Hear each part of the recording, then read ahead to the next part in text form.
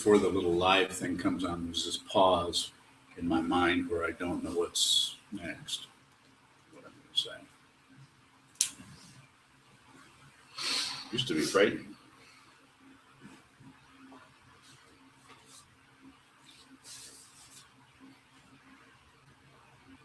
So what did I give you as the title? Can Siri or Viv face the wall for you? Can Siri, we all know what Siri is. We probably already know what Viv is. This just came out a few weeks ago. That's an extension of Siri created by the same people. That Greg, would you mind moving so I can see you? And somebody's out of sight. It's hard for me to talk. Appreciate it.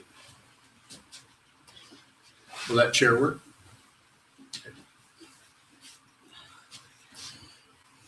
So sometimes I say, for those of you that I've talked to, I've given meditation instruction to, people that may be on the line, I often say, don't use your cell phone to time your meditation with. Sometimes I've asked someone if they have a bell or a water glass where they could, if you don't have a bell, you could, with a water glass, put some water in it. Has kind of a nice sound.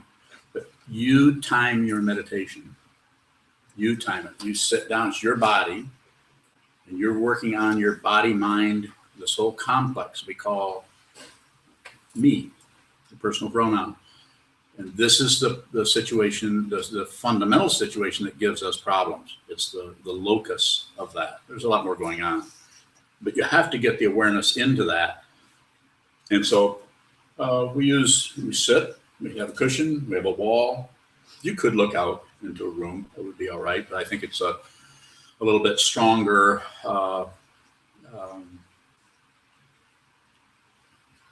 the consciousness is less likely to look for entertainment if there's a wall, it seems. So using a water glass, ding, and then ding, ding at the end. This doesn't mean you're in prison. Say you're going to sit for an hour, you ring it, and then you sit there. And the way I teach this is just observe. Just observe. It's at once, it's the highest form of meditation practice because it's challenging and difficult. And it's also the beginner's mind. It's the first step. Doesn't seem to make much difference. Of course it makes a difference, but what's amazing about it is wherever you're at on that awareness spectrum, working with your ego, your self-centeredness, working with your defensiveness, working with your paranoia about who you are and what's going on and what's real and what's valuable, what's not valuable. You know what I'm talking about. The constant chatter of the ego or the self-centered mind that thinks there is somebody and that thinks there's a problem. Don't misunderstand me. I'm not saying there aren't problems. I'm not saying everything's an illusion and you can walk through a fire. Don't do that. You'll get burned.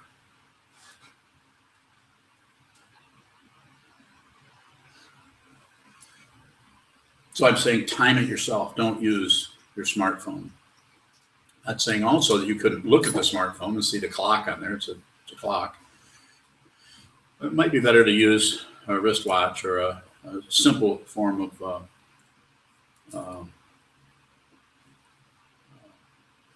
timekeeping device if you want to use that. You can also just let it burn. Stick of incense is somewhere between 45 minutes and an hour. Do that too. The idea with Siri, as you probably noticed, is it's getting more and more and more sophisticated. And it probably would be okay to use that right now, but those apps are coming after you. Those big businesses want to make money. And what I'm saying is, I'm not trying to predict the future. You could think about this yourself. Those situations are working in such a way that they will begin to tell you the quality of your meditation. They will take your temperature. They will listen to your heartbeat. They'll talk about the alpha waves or theta waves or whatever that are happening, and actually evaluate it. So you actually start to do what the app says, because the app will stroke you. Oh, you did such a great job. You sat for, It's not that you couldn't be stroked a little bit. If somebody sends me a text and say, I just sat for 3 hours, and I say, good for you, or good job, or maybe a smiley face. Maybe 3 smiley faces. No, I got time. Bing, bing, bing. So we're not saying no feedback at all, but we're also saying when the motivation starts to look to accomplishing, getting somewhere, getting ahead, this is not wrong, but it is called a mundane path. And I'm all about supporting you if that's what you want to, if you want to follow a mundane path. Mundane means I work really hard, I get what I was working for. In a spiritual path or transcendent path, this is called spiritual materialism.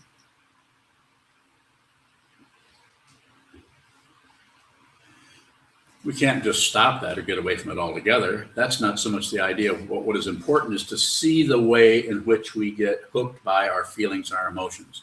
And we get snagged into doing something that is going to relieve pain in a way that is not about awareness, but seeing how that whole thing works, but is about control. You might as well be, when I say you might as well, there's a difference, of course. I'm just using this example to help you see where I'm going with this. You might as well be using drugs to just change so you feel better or you feel different. Don't use meditation like you do drugs. Use meditation as an awareness tool to see very deeply who you are, what's going on with you.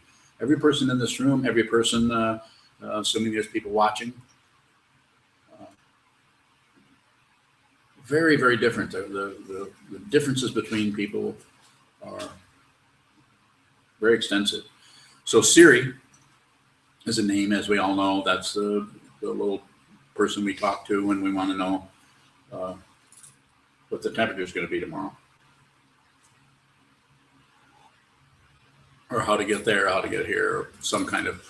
Well, this new one that's coming along, VIV, is it not only sorts out 2 sources of information, it sorts out endless numbers. Has anybody here read about this yet? Read about it? Why is this old man the first one to read about this? I thought you would know what I was talking about. Well, you will. It's coming, and I wrote down the names of the people: Adam Chair, Dag Kitlaus, and Chris Brigham are all out there in was it Mountain Home in Silicon Valley. They were part of might still be part of Apple. I'm not sure. They seem to switch around a lot, but they've developed this software that actually simulates, but it's artificial, simulates thinking by being able to take things and weigh things and sort things out so that you can ask very complicated questions, and it actually seems like somebody's actually thinking. And so we tend to start to trust that situation. You ask a question like, there was an example I read somewhere, I don't know if it was in Wired or one of those magazines, where you say, you get me a seat, you say, Viv or Siri, get me a seat on a flight tomorrow out of Philadelphia for London, and and say, I'm trying to think of the example they used. They used an example of someone's name in sports, and I'm not remembering the name. Probably should have wrote that down. And or I should just have my phone and ask Siri what his name was. But they used someone's name, say, give me a seat for that would accommodate so-and-so. In other words, a wide seat. Interesting. And so in this this kind of smartphone or smart or artificial intelligence is powerful enough to start doing that. So it's going to take things over. You'll just be able to tell your car to come to the door and pick you up. It's not far away. It's going to be exponential. So what am I saying? I'm saying keep your own counsel for a while. I'm not saying that this artificial intelligence couldn't actually help us as meditators in some way, but it can't be necessarily developed now. So by these 3 gentlemen. These 3 gentlemen probably have very intense egos, and they're operating out of that. So they want to make money, get control of you, be successful, have everybody admire them, more than likely. Even Steve Jobs, who was a student of Kobanchino Roshi, my teacher, even Steve Jobs didn't meditate enough. I can tell you that without even knowing the guy. He talked to Koban some, he meditated some, but he was a unhappy dude. And brilliant. Not to take that away from him.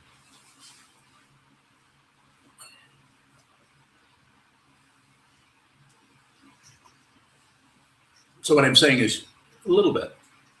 I mean, you could just be watchful when you start seeing these apps come out. Some of these are coming out towards the end of the year that will do more than just simple time and place or navigate for you, or when you ask somebody to get the first 3 or 4 lines of description of who they are, like if you say, what do you say to Google? Okay, Google. Okay, Google. Yeah, I couldn't remember the first part, whether it was Hey Google or Okay Google, but it's, have you ever played with that and see if it'll say, like if you can swear at it and then say Google? You got to get your entertainment somewhere. So I'll do different things like that with it. And, you have to get pretty close to OK Google before it'll do K Google. You knew that though, probably. No. Your life is that much easier. You know more about this than any of us. Well, it's interesting to me, and it's not like, and haven't explored a lot, and I'm not computer savvy particularly, but I'm very interested in communication, however it happens. I'm very interested in how to present information about working with the mind that doesn't take your intelligence away from you, that empowers you. And it's risky on one level, because I will, the information I give you about meditation practice or working with your mind, I'm not going to promise you anything. And people who are merchandising are going to promise you. Apps are going to promise, this will do this will do that. That's what they're doing everywhere.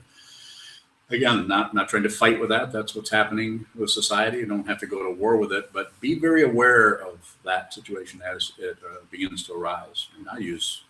And I buy things on Amazon. It's easier. Any questions so far about this? I'm Great. a newcomer and Yeah. spiritually seeking, and I downloaded 4 Buddhism apps the other night on my phone. Yeah. Are you telling me I should just delete those? Oh, I don't know. I mean, maybe. There's so much out there. There's so many. I don't have any. But I could probably could make one if I wanted to. But I don't know. I mean, I don't want to say that you shouldn't do that, but just bring a lot of awareness to anything you're doing, and then use your own intelligence to see see if you can see what the motivation is for even having such a thing. See if it's about, again, that's nothing wrong with making money, but when that's all it's about, then it starts to get difficult. More. Well, the first thing that turned me on to it was the meditation. Yeah, and people like that because they want a meditation timer. And I would say it's not that it couldn't work or wouldn't be okay, but it's going to, what happens, you'll get used to doing that, and then there'll be another app, and then it'll be more and more, and the next thing it's actually, and it's cool. I mean, something's there, and without even touching it or anything, it'll tell you what your heart rate is. It'll tell you what, it'll actually signal when when you go from alpha to, or it might tell you afterwards what alpha state you were in, or like a biofeedback device. I mean, it's fishy. It's fishy to go into that area and think that this is going to start telling you what stage, what boomy you're on, what stage of, you're almost to enlightenment. It's just a matter of, you just need this other app, so that it can tell you. So there's really no test for enlightenment. Yes, sir. You said Steve Jobs was an unhappy person. Yeah. And that he didn't meditate enough. That's my opinion. I don't have many. Go ahead. So my question is, meditating enough, what is enough, and does meditation facilitate happiness? Sure. Because it helps you find yourself, right? No. Helps you find out what is actually true and how happiness actually works. Now, unhappiness actually works for yourself. So you know, it's not something you can market. It's not something you can just, like I can just tell Sheldon and Sheldon will say, oh, I didn't think about that. Now I'm happy forever. The whole idea of happiness and unhappiness is the problem, that there is a right and a wrong. And it is reified by when I say your, probably anyone in here, if this is not true, you should interface with me and we'll find out where you're at with it. That you believe you're alive and you believe at some point you will die. Does that mean that before you were born, you were dead?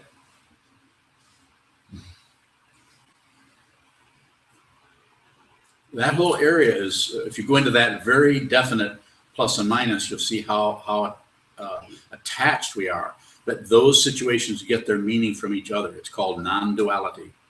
They get their meaning from each other. And we are completely, to use the Sanskrit word, hoodwinked.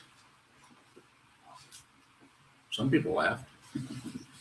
We're fooled by that situation because we want so much to have a reference point. We'll do what? Settle. We'll settle for something.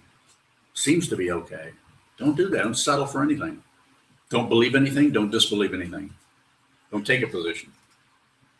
Of course, you could say, well, isn't that a position? I don't know. Maybe.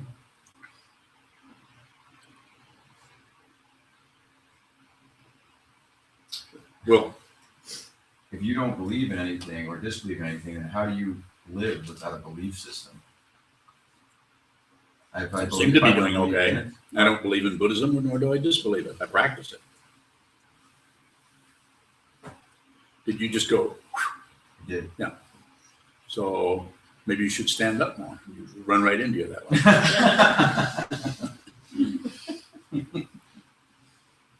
You know, it's like the if you find out who you are, then your mind and your awareness is not confused by anything anymore. That doesn't mean that you have some kind of vision of what's happening in on the southern side of France at 3:30 in the morning.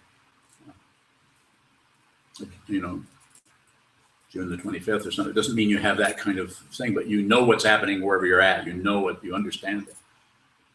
Yes, sir. What is the difference between believing and practice? You don't have to believe something to practice. Practicing is training the mind to see what is true. To hold very still and watch what moves. But a simple way of putting it. You don't have to believe it or disbelieve it. Like I was using the example of the alligator in the kitchen. Is it true or not? Or you would use the dream you had last night.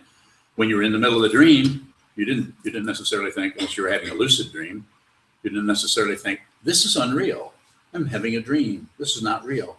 But in the dream, you think, if you're being chased by a monster in the dream, it's real. It's after you, and you're running. You're trying to get away. You're fighting. Sir. So how do you practice without believing that something is going to happen when you practice? That's why you're here. You're doing it. You think something's going to happen? Well, I haven't made myself very clear then, have I? What do you want to happen? Nothing's happened over here. Why should you get to have something happen? What do you think's happened here? Nothing. It's fairly close. What's happened over here? Something.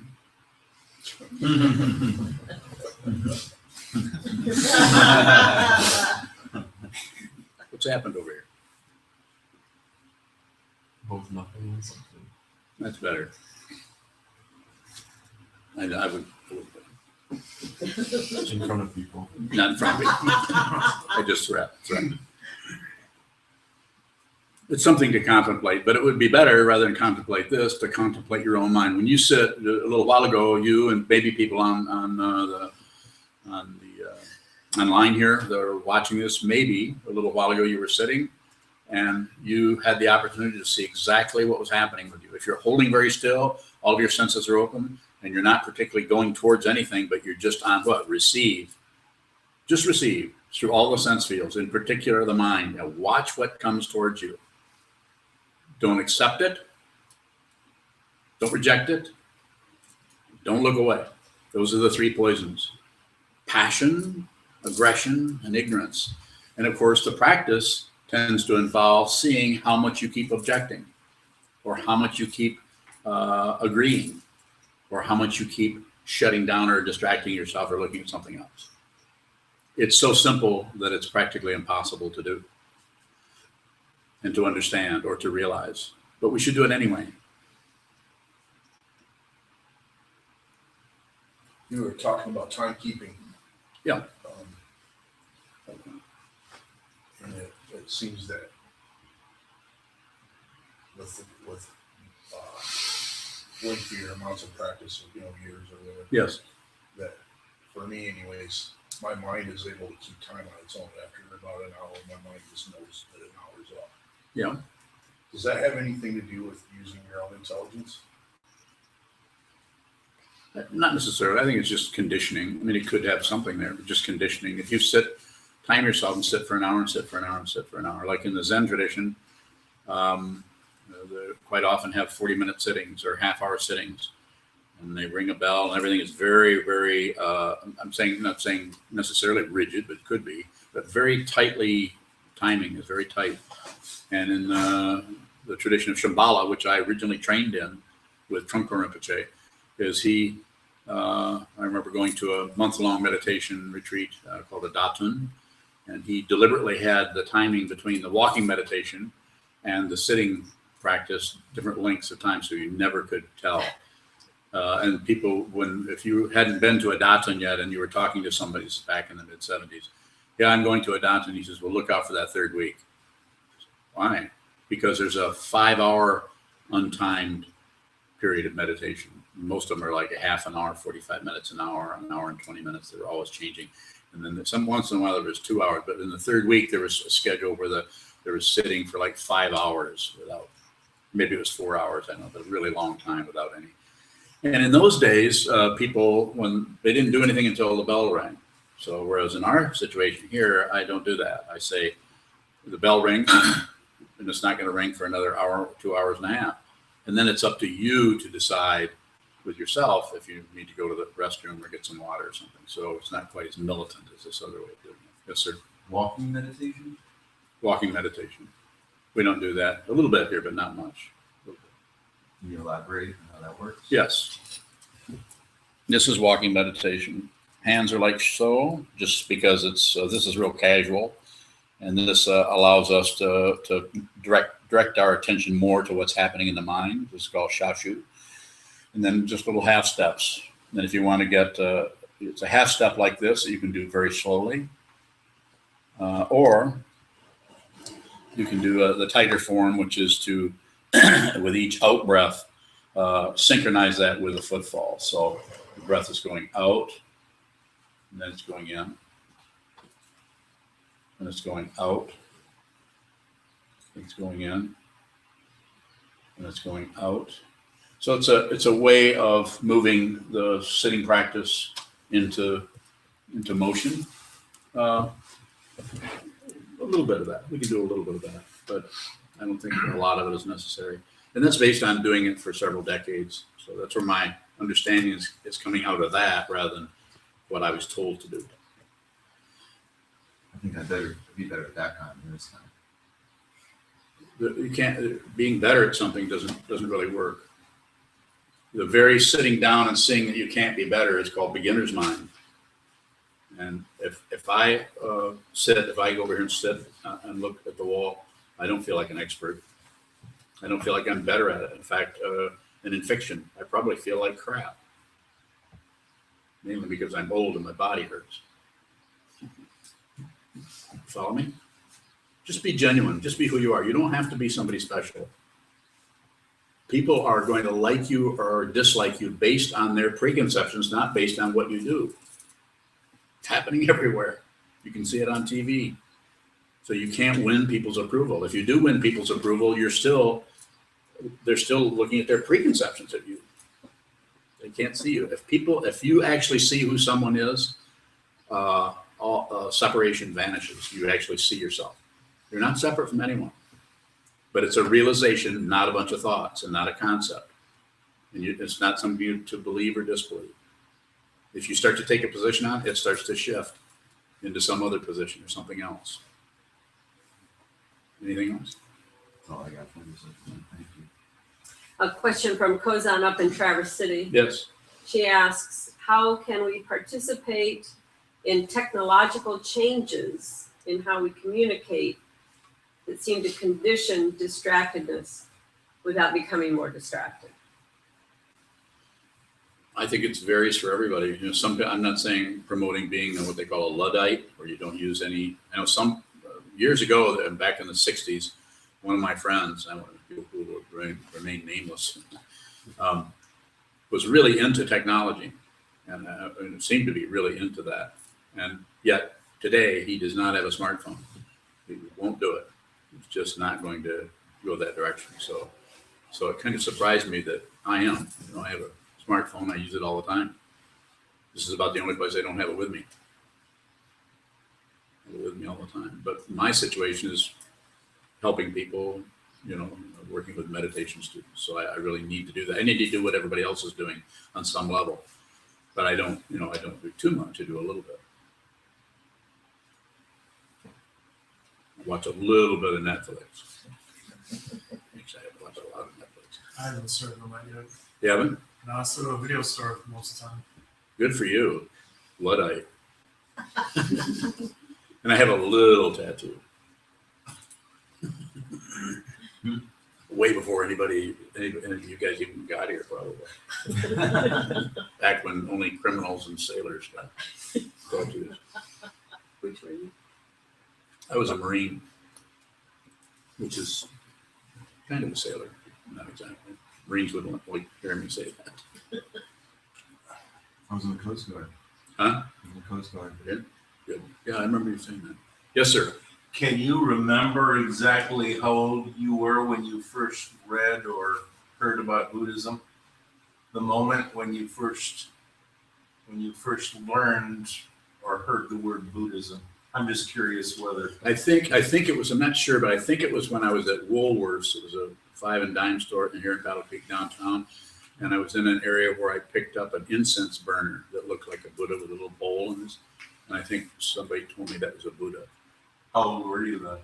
I have no idea. Maybe 8. But all I knew is I liked it. But I didn't really read about it till I was 19. Okay. Yeah, yes.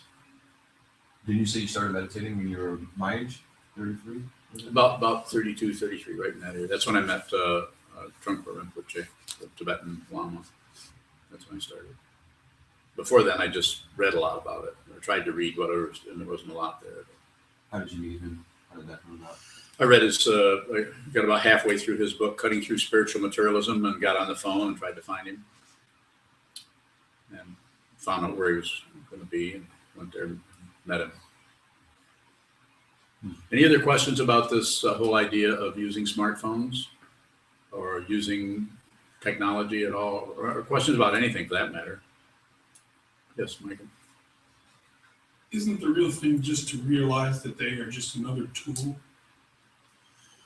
Well, yeah, but the thing that I'm is a little bit concerning about it is it will, because of, well, you know how they work, they will eventually, it's like you can't do anything unless you do it through that phone. I'm just saying, I'm not saying don't do it. I have it, like I said, I have a, sometimes I'd like to throw my Android out the window, but so far I haven't.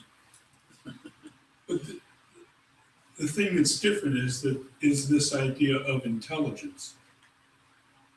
And that it's artificial intelligence. What's your question? It's going, We can have a conversation somewhere else, but here it has to be a question. I get to do things how I want to. is this artificial intelligence going to really be intelligent? Will it be achieve beinghood? I don't know. Probably not. I mean, there is some kind of a boundary there that could be could be worked with. But so far, science is also materialistic and is locked down on physical laws. That only the nuclear or particle physicists who get really deep down into matter begin to think something's up, or something up about the solidity of matter that is that they're not sure about. Yeah, we're still looking at that. So, and of course, any of us, all you have to do is just look at the ground. You want some contrast? Look at the floor, look at the dirt, and go out and look up. We just take that for granted. That's just some kind of big blue pancake, like Trump or Jay call it.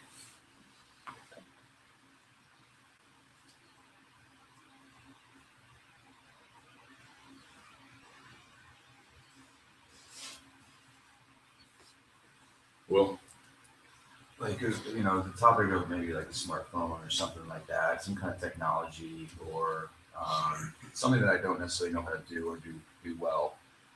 I immediately think that my first thought in my mind is I'm not intelligent enough to know how to do that. Would you say intelligence is measured in many different ways? sure. And when I talk about this, don't misunderstand. I'm not saying don't do this. I'm just saying do it with some, bring some awareness to it rather than let it take over your situation. That's all I'm saying. And one of the ways is to be your own timer rather than let the. And I think it's going to get really strong. Having meditation apps will lead to some other kind of thing. So, and after I've said all that, it's not even wrong to do that. If that's what you want to do. I don't know what your life is about. Trust yourself. But if you want to see what is actually real, what is fundamentally real, I can help you there. See what is actually true rather than what you think is true. But what is actually true is right in front of you. But usually what people are doing is they're looking at what they think is there.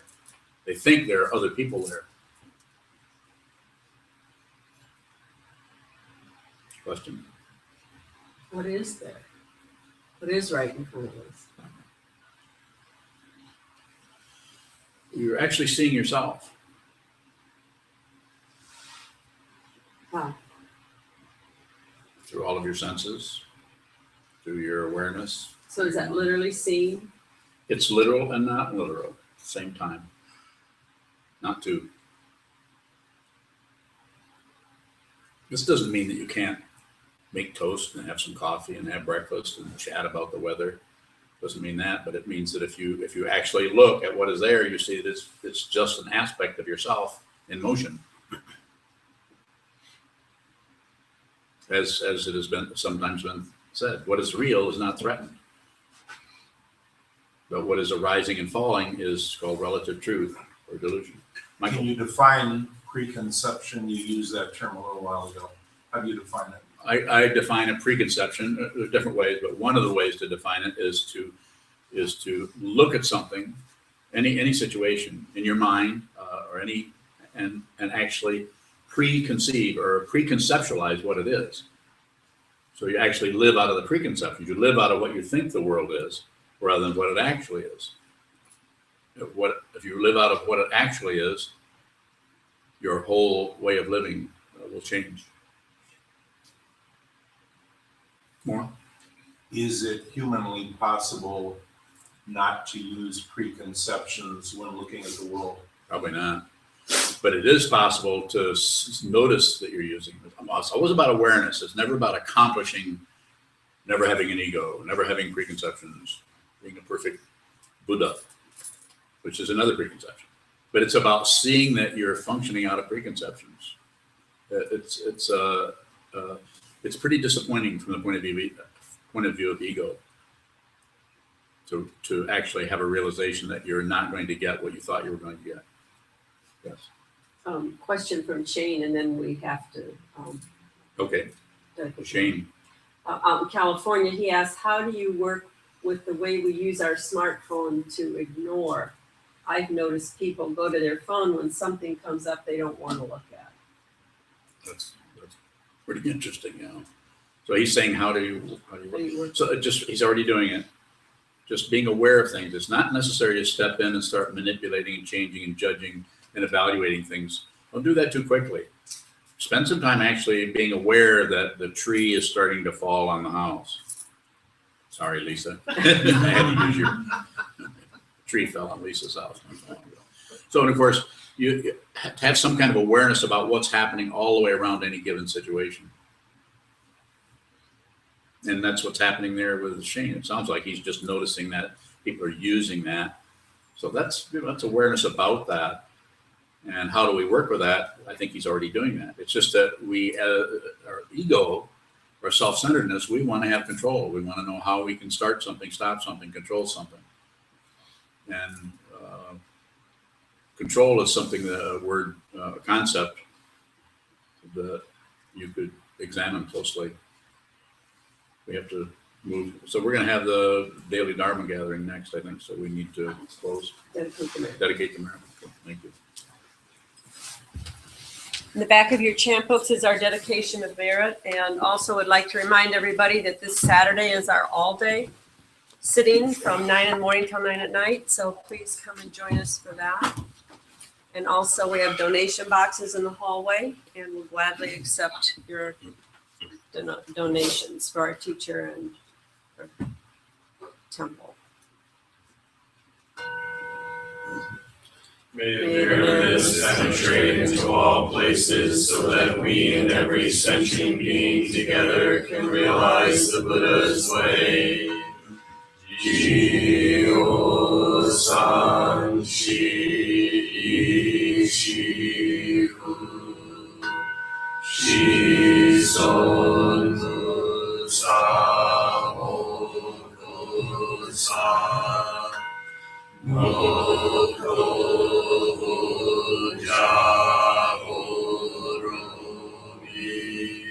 the 10 directions, the 3 worlds, all Buddhas, all venerable ones, Bodhisattvas, Mahasattvas, the great Prajna Paramita,